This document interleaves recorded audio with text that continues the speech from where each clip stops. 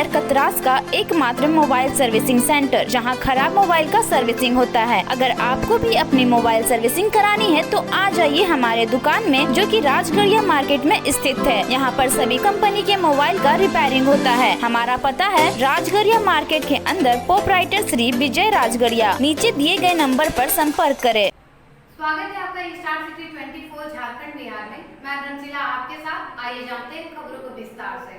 जदयू के केंद्रीय महासचिव सह संताल परगना के प्रभारी रंजीत जायसवाल एवं भारतीय जनता पार्टी झारखंड प्रदेश अनुसूचित जनजाति प्रभारी राजकुमार पाहन ने किया प्रेस कॉन्फ्रेंस। आज जो दुमका विधानसभा उपचुनाव में जो एनडीए के प्रत्याशी डॉक्टर लुस मरांडी जी का हम लोग भारी मत से कैसे विजय बनाए, उस हिसाब में इस प्रेस वार्ता में जदयू और भाजपा के संयुक्त प्रेस वार्ता में आप सभी मीडिया के साथीगण, प्रेस मीडिया के साथीगण, इलेक्ट्रॉनिक्स मीडिया के साथीगण और हमारे आज संस्थान परगना के जदयू के प्रभारी रंजीत जायसवाल जी, अजय गुप्ता जी, कालेसर मुर्मू जी, विनोद सिंह जी और अशोक बराइक जी,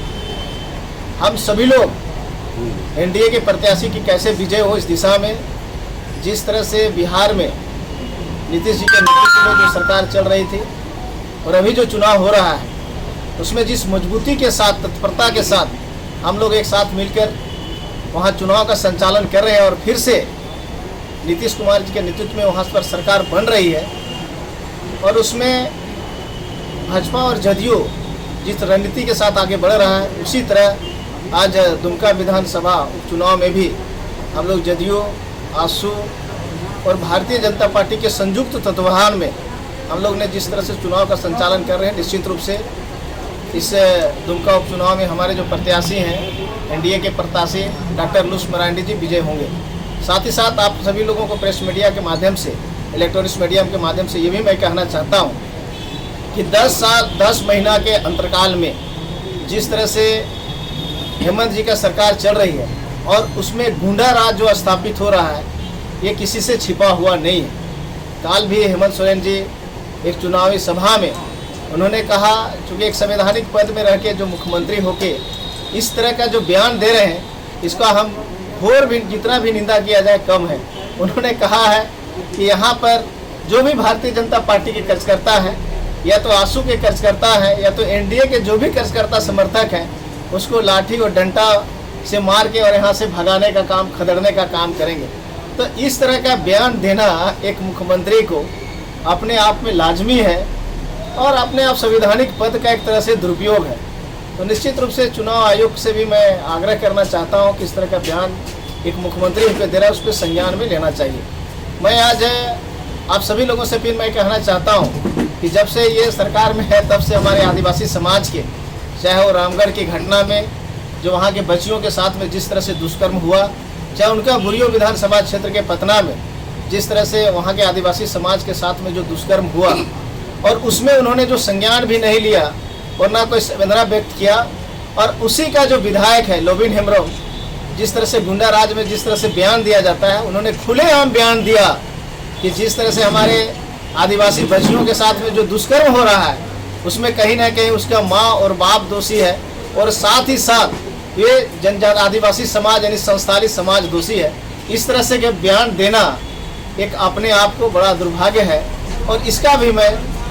खेद प्रकट करता हूँ कि ऐसे लोगों पर निश्चित रूप से महामहिम को भी और चुनाव आयोग को भी संज्ञान में लेना चाहिए। और इस तरह का बयान जो दिया है उसको दुमका क्षेत्र के जो मतदाता है, जो हमारे आदिवासी समाज के लोग हो, चाहे दिकू समाज के लोग, चाहे दुमका विधानसभा क्षेत्र में रहने वाले लोग हैं, निश्चित रूप से इसका सबक सीख रहे हैं और इसका विरोध और इसका मतलब इसको एक तरह से विरोध करके इसका हम लोग वोट के साथ में वोट दे के इसका हम लोग मुंहतोड़ जवाब देने का भी हम लोगों ने रणनीति बना रहे हैं। आप सब लोग जानते हैं कि जब से हेमंत जी की सरकार बना है, ये एक तरह से धोखा देने वाला सरकार है, लोगों को बुड़भक बनाने वाला सरकार है, एक दूसरे से ये सरकार लोगों को गुमराह करने वाला सरकार है। उन्होंने घोषणा पिछले चुनाव में जो घोषणा पत्र में किया था कि जो लोग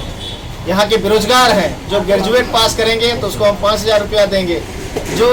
लोग पोस्ट ग्रेजुएट करेंगे, उसको 7,000 रुपया हम बेरोजगार भत्ता देंगे। आज उसका बेरोजगारी भत्ता कहाँ गया? इसको भी हम लोग लेके जनता के बीच में जा रहे हैं। दूसरा, हम लोग ये भी कह रहे हैं कि इन्होंने कहा था कि ये जब भी हमारा सरकार बनेगी तो इस सरकार के माध्यम से जो हमारे जनजाति समाज को जो सुरक्षा करता है, जो उसको देखता है, मॉनिटरिंग करता है, चाहे वो नायकी हो, गुड़ेत हो, चाहे माझी हराम हो, उसको जो राज्य सरकार ने, हमारा पिछली सरकार ने उसको 2,000 रुपया प्रोत्साहन राशि भी दे रहा था, उसको भी इन्होंने बंद करने का काम किया। इन्होंने कहा था कि हम किसान का भी जो माफ है, जो किसान ने जो लोन लिया है उसको हम कृषि लोन को माफ करेंगे। उन्होंने माफ करने का काम नहीं किया। लेकिन पिछले बार की जो सरकार प्रत्येक डिसमिल, प्रत्येक 5-10 डिसमिल जिसकी ज़मीन है और उसको भी हम लोगों ने 5,000 रुपया देने का काम किया था, और जिसका अगर 5 एकड़ तक जमीन है तो उसको हम लोगों ने 25,000 रुपया दे रहे थे। उस योजना को भी इन्होंने बंद करने का काम किया, यानी किसान को भी इन्होंने छोड़ने का काम नहीं किया, किसान के साथ भी बेईमानी करने का काम किया। तो ऐसे बेईमानी सरकार को निश्चित रूप से दुमका विधानसभा जो चुनाव हो रहा है उसमें हमारा किसान हो, चाहे बेरोजगारी हो, बेरोजगार युवक हो, चाहे हमारे जनजाति समाज के लोग हो, इसको मुंहतोड़ जवाब हम लोग देने के लिए तत्परता के साथ कमर कस के हम लोग निश्चित रूप से क्षेत्र में निकल चुके हैं। इसका परिणाम हम लोग आने वाला समय में इसको देंगे, ताकि इसको शौक मिलेगा कि हम किस तरह से जनता के साथ में धोखा किए हैं।